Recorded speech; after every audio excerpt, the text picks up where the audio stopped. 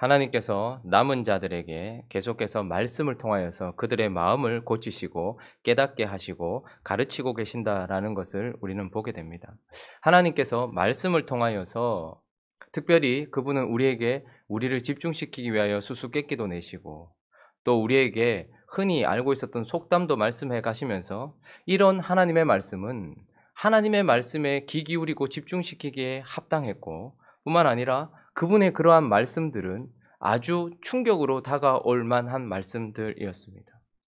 하나님께서 우리에게 수수께끼로 말씀하셨던 그분의 말씀은 그들이 그렇게 자랑스럽게 여기고 있었던 예루살렘과 그들을 그렇게 자랑으로 삼고 있었던 자기 민족성, 선민이라는 예루살렘 거민, 이스라엘 사람들을 창기라 말하였고 그 하나만 말하는 것이 아니라 너의 어머니는 가나안이요, 너의 언니는 사마리아요, 너의 동생은 소돔이다 말하면서 아주 충격적으로 그들에게 그들의 실체에 대해서 말씀해 주셨습니다. 뿐만 아니라 누구나가 다 받아들이고 있었던 누구나가 다 그것이 진리라고 생각했던 속담을 깨트리시면서 그들에게 말씀하시는 이 모든 것들 그 속담이 틀렸다라고 말씀하시는 그 하나님의 말씀은 그들을 집중시키실 뿐만 아니라 그들에게 충격을 주어서 하나님의 말씀이 다시 한번 들려질 수 있도록 하기에 충분했다라는 것이죠. 수수께끼를 말씀하셨던 하나님 그리고 속담을 깨뜨리신 하나님께서 오늘은 어떻게 보면 그들에게 가장 충격적인 말씀을 하고 있다라고 볼 수 있습니다. 그것은 무엇인가 하면 그들에게 노래를 지어 불러라라고 말씀하고 있는 것이죠. 1절 한번 읽어볼까요? 1절 시작. 너는 이스라엘 고관들을 위하여 애가를 지어. 2절 시작은 부르라 이렇게 말씀하고 있죠. 이스라엘 고관이라는 것을 이스라엘 왕들이라고 번역하는 것이 훨씬 낫습니다. 너는 이스라엘 왕들을 위하여 애가를 지어서 부르라라고 말씀하고 있습니다. 오늘 본문은 노래를 부르되 애가를 지어서 부르라라고 말씀합니다. 애가는 단순한 노래가 아니고 어떤 한 인생이 한 존재가 그의 모든 삶을 다 마치고 난 이후에 살아남은 자들이 그를 기념하고 기억하고 또 생각하면서 부르는 그러니 애가는 죽은 자를 위한 노래인 것입니다. 그런데 하나님은 지금 이스라엘 왕들, 아직까지 건재하다라고 생각했던 유다 족속들, 특별히 유다의 왕과 다윗 가문을 향하여서 그 왕족이 끝이 난 것처럼 끝난 자들에게 부르는 죽음의 노래를 지어서 부르라라고 말씀하고 있는 것입니다. 제가 여기 계신 그 누군가를 향하여서 애가를 부른다면 그 사람은 기분이 어떨까요? 아주 나쁠 것입니다. 왜냐하면 아직 살아있는데도 불구하고 그리고 소망을 가지고 있는데도 불구하고 이미 죽은 사람에게 부르는 애가를 지어 부르라고 말하니 그들은 다시 예루살렘으로 돌아가고 싶어 했습니다. 이스라엘은 건재하다라고 생각했고 다윗 가문은 망하지 않는다라고 생각했는데 다윗 가문을 향하여 이스라엘을 향하여서 지금 죽은 자를 향한 노래를 부르고 있으니 그들이 얼마나 분노했을 것이며 또한 그들이 얼마나 충격적이었는지 우리는 생각해 보아야 합니다. 하나님은 그러나 이 애가를 통하여서 무엇을 지금 우리에게 말씀하고 계시는 것입니까? 이 애가를 통하여서 예루살렘의 심판의 확정성을 지금 말씀하고 있는 거예요. 확실하게 끝날 것이다 라는 것을 명확하게 보여주고 있는 것이 바로 이 애가인 것입니다. 그러나 또 한 가지는 이스라엘의 심판의 확정성도 드러내지만 그러나 애가 자체는 뭐죠? 슬픔의 노래예요. 그러니 이것을 통하여서 이스라엘은 반드시 멸망할 것이라는 확정성도 드러나지만 더 명확하게 드러나고 있는 것은 바로 하나님의 슬픔인 것입니다. 왜 그분은 에스겔의 입을 통하여서 슬픔을 토해내고 계실까? 왜 하나님이 이렇게 슬퍼하고 계실까? 오늘 본문은 몇 가지를 우리에게 말씀해 주고 있는데 그 첫 번째는 그들은 왜 그렇게 하나님이 슬퍼하시는가? 그들은 바로 하나님의 축복 속에서 망했기 때문인 것이죠. 자, 2절 말씀 한번 읽어볼까요? 2절 있습니다. 시작. 부르라. 내 어머니는 무엇이냐? 암사자라. 그가 사자들 가운데 엎드려 젊은 사자 중에 그 새끼를 기르는데 3절도 있습니다. 시작. 그 새끼 하나를 키우매 젊은 사자가 되어 먹이 물어뜯기를 배워 사람을 삼키매. 자, 10절도 한번 읽어볼까요? 10절 시작. 내 피의 어머니는 물가에 심겨진 포도나무 같아서 물이 많으므로 열매가 많고 가지가 무성하며. 자, 이스라엘 고관 왕들 그러니까 다윗 가문을 향하여서 하나님께서 세우신 이스라엘의 왕가를 향하여서 네 어머니는 암사자라 이렇게 말합니다. 그러니 어떻게 보면 암사자는 가장 강한 사자의 배우자인 거죠. 그리고 10절은 보면 물가에 심겨진 포도나무, 열매가 많은 가지가 무성한 포도나무 이렇게 말하고 있습니다. 그러니 암사자 그리고 포도나무는 이스라엘을 비유하기에 딱 좋은 거예요. 강한 자의 배우자, 강한 자의 신부인 것이죠. 강한 자의 신부일 뿐만 아니라 농부의 포도나무, 물가에 심겨진, 그러니까 풍성하게 우리를 보살피는 농부 아래 있는 포도나무, 그러니까 예루살렘 하나님의 백성들에게 있어서 이것만큼 딱 맞는 비유는 없습니다. 그러니까 유다 가문 이스라엘 백성들, 그 암사자 포도나무로 비유되는 그들, 강한 자의 신부일 뿐만 아니라 그래서 함께 강하고, 그리고 물가에 심겨진 포도나무를 보호하는 농부 아래 있는 포도나무 같아서 열매가 많은 풍성함을 말하는 것이겠죠. 이것은 이스라엘의 바로 상징인 것입니다. 이스라엘은 암사자처럼 강하고 물가에 심겨진 농부가 정성스럽게 기르고 있는 포도나무처럼 풍성하다. 이렇게 말씀하고 있죠. 왜 그렇습니까? 하나님의 축복인 거예요. 하나님의 축복인 것이죠. 그리고 그 암사자 가운데 새끼 하나를 키웠어요. 왕이 하나 낳았다는 것이죠. 젊은 사자가 되었대요. 강해졌다 이 말입니다. 그가 끌려가고 난 이후에도 또다시 젊은 사자를 하나 또 키웠다 얘기합니다. 또 다른 왕이 세워졌고 그도 강했다라고 말하고 있는 것이죠. 이 모든 것들은 다 하나님의 축복으로 말미암아 그들이 가지게 된 것이었습니다. 그들의 강성함과 그들의 풍성함, 이 모든 것들은 하나님의 축복인 거예요. 그런데 이스라엘 백성들이 망하고 유다 가문, 다윗 가문이 망하는 이유는 바로 그들의 가난함 때문이거나 그들의 약함 때문이 아니라 그들에게 주어진 하나님께서 쏟아부으신 축복 때문에 그들은 하나님을 버렸기 때문에 하나님이 이렇게 슬퍼하고 계시는 것이죠. 그들의 망한 이유는 그들이 강했기 때문에 스스로 자고했고 그들이 풍성했기 때문에 교만하여 하나님을 떠났기 때문인 거예요. 그러니 하나님 편에서는 하나님이 주신 축복이 그를 망하게 했던 것이죠. 그러니 슬펐던 것입니다. 우리 사무엘하 14장 한번 가볼까요? 사무엘하 14장. 압살롬에 대한 이야기인데 저번에 한번 말씀드린 적이 있습니다. 25절, 26절.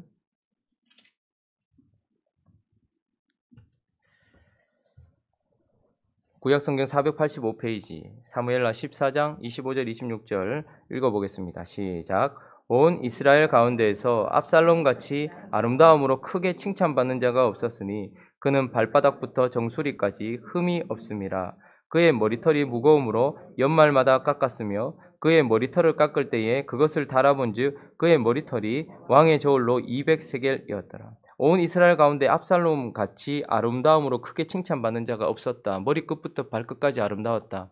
어쩌면 다윗은 그가 낳은 아들 중에 다윗을 가장 많이 닮고 다윗의 가장 좋은 것들을 가장 많이 쏟아부은 자가 아마 압살롬 아닐까 이런 생각이 듭니다. 하나님은 다윗이 용모가 아름답다라고 말했고 붉고 아름다웠다라고 말했습니다. 그런데 그런 다윗, 하나님께서 사울을 패하시고 선택하셨던 다윗, 그 다윗을 가장 많이 닮아서 다윗과 같은 표현이 된 다윗의 아들들에 대하여서 사실 말씀하고 있는 부분은 거의 없습니다. 그러나 하나님께서 다윗에게 주신 아들들 중에 다윗이 가지고 있었던 가장 많은 좋은 것들을 담고 있는 자가 압살롬이었을 것이고 머리끝부터 발끝까지 흠이 없는 자, 그의 아름다움의 어떤 극치를 보여주는 것은 아마 머리털이었을 것입니다. 그래서 이 머리털이 그 당시에 많고 풍성한 것이 아마 아름다움의 어떤 그런 상징이었던 것 같아요. 자, 그런데 사무엘하 18장 9절 한번 가볼까요? 사무엘하 18장 9절. 구약성경 493페이지입니다. 사무엘하 18장 9절 말씀 읽어보겠습니다. 시작. 압살롬이 다윗의 부하들과 마주치니라. 압살롬이 노새를 탔는데 그 노새가 큰 상수리 번성한 가지 아래로 지날 때에 압살롬의 머리가 그 상수리 나무에 걸림에 그가 공중과 그 땅 사이에 달리고 그가 탔던 노새는 그 아래로 빠져간지라. 무슨 말입니까? 그가 그렇게 자랑스럽게 여겼던 하나님께서 다윗을 통해 주셨던 축복, 다윗 안에 있었던 가장 많은 축복들을 가지고 있었던 압살롬인데 그 많은 축복들을 상징하는 머리털이 결국은 어떻게 해요? 도망가던 압살롬의 머리가 상수리 나무에 걸림으로 말미암아서 공중에 붕 떴고 결국 요압에 의하여서 죽임을 당하는 것이죠. 압살롬이 죽임당하고 멸망당했던 이유는 압살롬의 풍성함 때문이었고 압살롬에게 주어진 축복 때문이었던 것입니다. 하나님이 선택하셨던 백성들이 망해가는 것을 볼 때 슬픈 이유는 무엇인가 하면 하나님이 아무것도 주시지 않았기 때문이 아닙니다. 하나님이 참 많은 것들을 주셨기 때문인 것이죠. 많은 사람들은 풍성함 속에서 하나님을 떠나고 많은 사람들은 강성함 속에서 하나님을 떠나는 것이요. 예루살렘이 멸망해가고 있는 이 모습을 보면서 하나님은 꺼이꺼이 울고 계셨을지도 모릅니다. 왜요? 내가 준 축복 때문에 그들이 망해가고 있으니. 또 한 가지 하나님께서 이렇게 슬퍼하시는 이유는 하나님의 은혜를 그냥 저버렸기 때문이었을 것입니다. 하나님의 은혜를 멀리 떠나가 버렸기 때문일 것입니다. 자, 4절 말씀 한번 읽어볼까요? 4절 말씀 시작. 이방이 듣고 함정으로 그를 잡아 갈고리로 꿰어 끌고 애굽 땅으로 간지라. 자, 9절도 읽어보겠습니다. 9절 시작. 우리에 넣고 갈고리를 꿰어 끌고 바벨론 왕에게 이르렀나니 그를 옥에 가두어 그 소리가 다시 이스라엘 산에 들리지 아니하게 하려 함이라. 유다 가문 전체, 이스라엘 백성 전체를 암사자라고 표현했다면 그 암사자에게는 새끼들이 있었습니다. 그러니 그 새끼들은 계속해서 일어나는 왕들이었겠죠. 그런데 그 왕이 어떻게 되었다고 얘기합니까? 4절에 보니까 애굽 땅으로 끌려갔어요. 이건 누구를 얘기하는 걸까요? 아마 여호와하스를 이야기하는 것일 겁니다. 아마 유다 왕 가운데 애굽으로 끌려간 왕은 여호와하스밖에 없습니다. 그런데 강성했던 그가 이집트로 끌려갔습니다. 자, 9절에는 보니까 또한 그가 이집트로 끌려가서 다시 돌아오지 못했거든요. 그러니까 암사자가 5절에 보면 기다리다가 소망이 끊어진 줄 알고 그 새끼 하나를 또 골라 젊은 사자로 키웠어요. 또 다시 왕이 일어났단 말이에요. 아주 강한 왕이 되었어요. 젊은 사자가 되었어요. 그러나 결국 9절에 보니까 바벨론 왕에게 끌려갔다. 갈대아 땅으로 끌려갔다라고 말합니다. 이 왕은 누굴까요? 여호야긴일 수도 있습니다. 그리고 시드기야일 수도 있겠죠. 둘 중에 하나일 수도 있을 것입니다. 어쨌든 여호야긴이거나 시드기야거나 또다시 강성하게 세워졌던 자가 바벨론 땅으로 끌려갔다라는 말이에요. 그러니 하나님께서 세우신 왕이 하나님의 약속의 땅에서 이집트로 끌려가기도 하고 바벨론으로도 끌려갔다라는 거예요. 바벨론, 갈대아 땅은 어떤 곳입니까? 갈대아 우르 하면 누가 생각나십니까? 아브라함이 생각나. 그러니까 이스라엘 백성들의 시작점인 거예요. 하나님 없이 살아가던 이스라엘 백성들이 살고 있었던 그 시작점, 그들의 터였던 것이 갈대아 땅이에요. 이집트는요, 약속하신 하나님이 그들을 구원하실 때에 찾아오셨던 땅, 그러니 자기 스스로 살아가고 하나님께 구원의 은혜를 누리기 전에 살았던 땅이 바로 이집트인 거예요. 그러니 하나님 없이 살았던 갈대아 땅은 그들의 시작이고 하나님의 구원을 입기 전, 하나님의 구원을 드러내면서 하나님과 동행하며 여호와와 함께 동행하기 전에 있었던 곳이 이집트입니다. 뿐만 아니라 갈대아 땅은 하나님 없이 풍성한 땅이었어요. 아브라함이 그때 처음 나왔지만 그러나 하란에 한동안 머물렀습니다. 자기 아버지 데라가 죽을 때까지. 하란은 우르와 많이 닮아서 에덴 동산 같았고 푸르렀고 아주 풍성했어요. 그러니 그들이 살고 있었던 땅은 사실 하나님 없는 풍성함으로 가득했던, 하나님이 없어도 풍성했던 땅이었어요. 그런데 하나님은 하나님 없이 풍성한 땅에서 그들을 끄집어내셨단 말입니다. 이집트는 어떤 땅입니까? 특별히 이집트는 그들이 물을 대어 와서 그들이 노력한 만큼 살아내는 땅, 그들이 열심을 내어서 열심으로 살았을 때에 그들의 삶이 풍성해지는 땅. 그러니 갈대아 땅은 하나님 없는 풍성한 땅이었고 이집트는 자신의 힘과 노력으로 살아가는 땅이었습니다. 자, 그런데 하나님은 그들을 어떻게 해요? 은혜로 끄집어내신 거예요. 하나님 없는 풍성함에서 끄집어내셨고 자기의 열심으로 살아가는 그곳에서 끄집어내셔서 가나안으로 부르셨다는 말입니다. 가나안은 어떤 땅입니까? 신명기 11장 한번 가볼까요? 신명기 11장 10절부터 15절까지 한번 보겠습니다.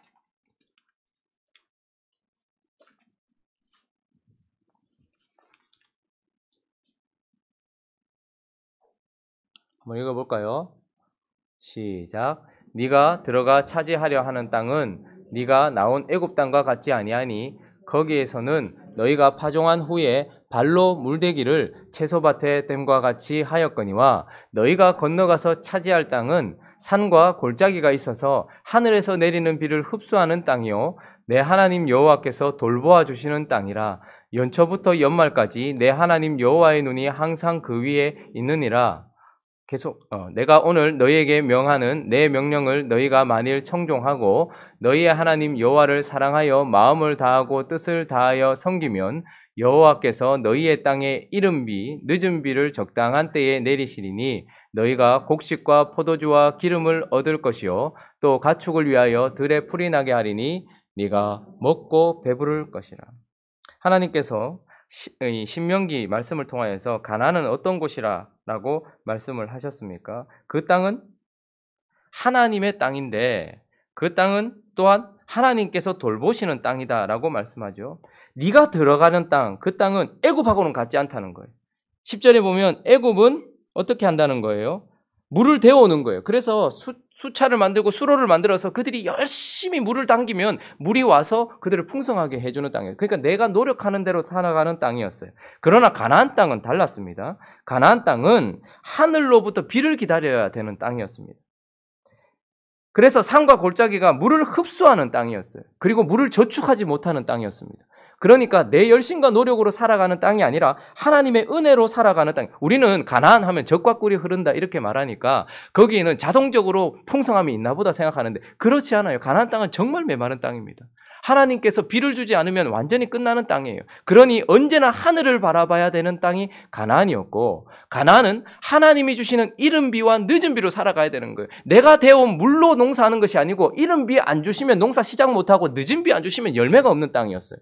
그러니까 그곳은 하나님만 바라보게 되는 땅, 아주 메말랐지만 하나님만 바라봐야 되는 땅. 그래서 하나님은 뭡니까? 하나님 없는 풍성함에서 그들을 끄집어내 오셨고 자기의 열심으로 사는 그들을 이집트에서 끄집어내 오셔서 갈대아 땅과 이집트에서 끄집어내 오셔서 하나님만 바라보고 하나님과 동행하고 그래서 그들이 하나님의 말씀에 순종할 때에 젖과 꿀을 누리는 땅이 가나안인 거예요. 하나님과 동행하게 하시려고.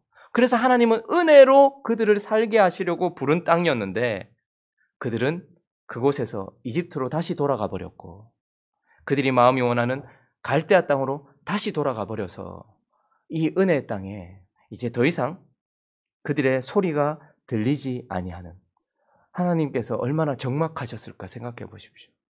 하나님이 갈대아 땅에서 은혜로 데리고 오시고 자기 열심으로 사는 이집트에서 자기 백성을 데리고 오셔서 하나님만 바라보게 하실 그 땅에서 하나님을 향하여 기도를 올려드리고 하나님이 주신 이른 비와 늦은 비에 감사하며 하나님께 찬양을 올려드리고 하나님이 주신 열매에 감사하면서 하나님께 영광을 올려드리던 그 소리, 그 모든 소리들이 적막함과 함께 사라지고 이 은혜의 땅에는 하나님이 은혜로 부르신 자들이 남아있지 않은 곳이 되어버렸으니 하나님은 얼마나 슬프셨겠냐 하는 것입니다.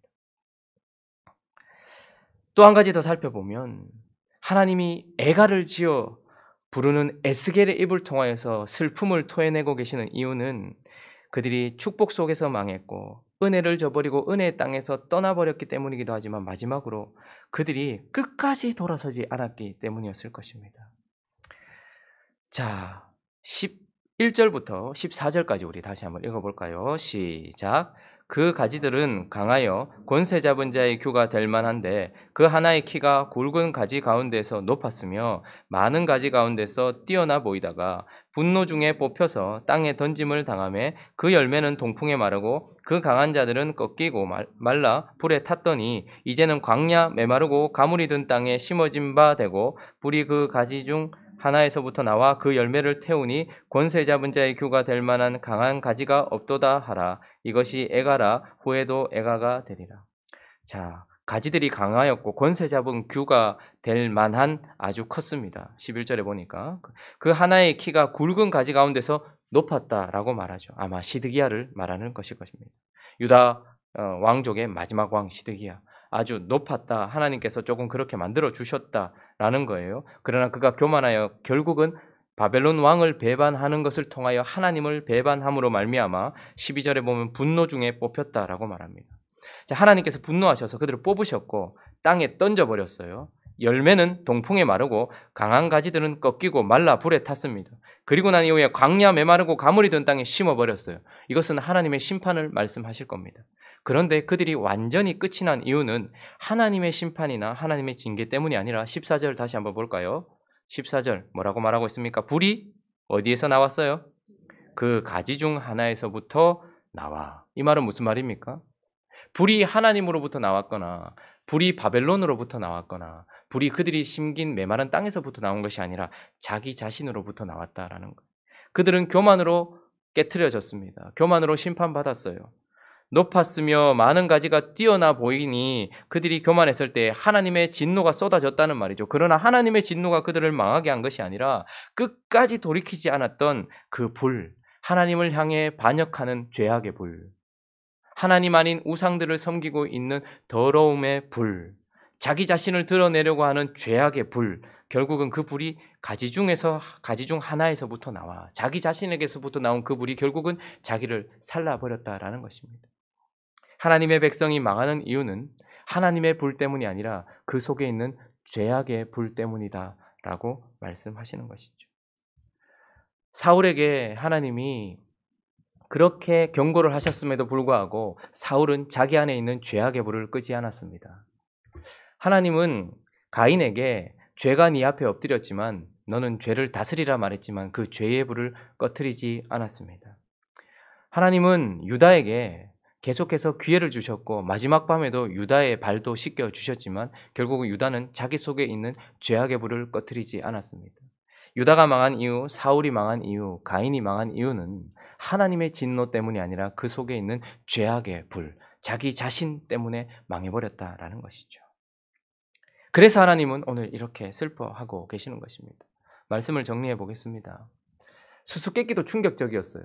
속담이 깨어지는 상황도 충격적이었습니다. 그러나 눈을 뜨고 회복을 바라보고 있는, 아직까지도 남아있는 자들 중에는 예루살렘의 회복을 바라보고 있는 그들에게 예루살렘, 그것도 다윗 왕가의 애가를 듣는 순간 아주 충격이었을 것입니다. 순간 화가 났겠지만 그러나 정말로 이 애가가 실제가 될 것이라는 하나님의 확정성을 그들이 확 깨달았겠죠. 뿐만 아니라 하나님의 슬픔을 에스겔의 애가를 통해서 보게 되었을 것입니다. 하나님의 축복 속에서 망해가는 하나님의 백성들, 하나님의 은혜를 저버리고 그 땅에서 떠나버리고 있는 하나님의 백성들, 끝까지 돌아오지 않으며 자기 속에 있는 죄의 불을 태우고 있는 하나님의 백성을 바라보는 하나님의 눈물, 오늘 이 아침에 그 하나님의 눈물을 한번 묵상해 봤으면 좋겠습니다. 예레미야는 40년 동안 애가를 지어 부르면서 망해가는 예루살렘을 향하여 울고 있었고 예레미야의 눈물은 예레미야를 통하여 드러나는 하나님의 눈물이었습니다. 비슷한 시기에 그리고 시간이 지나서 이제 에스겔을 통해서 하나님은 또다시 애가를 지어 부르면서 망해가고 있는 자기 백성들을 향하여 돌아오기를 바라면서 울고 계시는 그분의 눈물을 보게 됩니다. 2019년 전 이 땅에 오셨던 예수 그리스도께서 예루살렘을 보시면서 또다시 우셨고 그분은 애가를 부르셨습니다.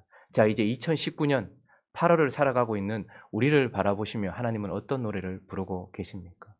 나 자신을 보면서 하나님은 기쁨의 노래를 부르고 계십니까? 아니면 애가를 지어 부르고 계십니까? 하나님 앞에서 우리 자신을 살피며 주님 앞에 합당하게 살아가기를 다짐하며 오늘 아침에 우리가 찬양했던 것처럼 여러 해 동안 주 떠났다 할지라도 지금 내가 바른 선택을 한다면 하나님께 돌아갈 수 있다는 것을 기억하며 나는 하나님의 백성답게 살아가기를, 떠났지만 다시 은혜의 땅으로 하나님께서 부르실 것을 기억하며 그렇게 하나님께 자신을 드리기를 다짐하는 이 아침이 되시기를, 그렇게 살아가는 저와 여러분 되시기를 예수 그리스도의 이름으로 축원합니다. 같이 한번 기도하겠습니다. 살아있는 것 같으나 주님 눈에는 확실히 죽은 그들을 향하여 이제 확정적으로 하나님은 애가를 지어 부르실 때에 그들의 충격은 가히 이루 말할 수 없었을 것입니다. 그러나 그 충격에서만 있는 것이 아니라 거기에서 정신을 차리고 정말로 그것을 믿음으로 받는다면 축복 속에서 은혜를 저버리며 자기 자신의 죄로 망해가고 있는 자기 자신을 돌이킬 수 있을 것입니다. 오늘 이 아침에 하나님은 나에게 어떤 노래를 부르고 계실까? 우리 자신을 바라보면서 애가가 아닌 기쁨의 노래를 부르실 주님을 기억하며 그렇게 살아가기로 다짐했으면 좋겠고 또 각자의 기도 제목들을 가지고 함께 기도하며 나가도록 하겠습니다. 기도하겠습니다.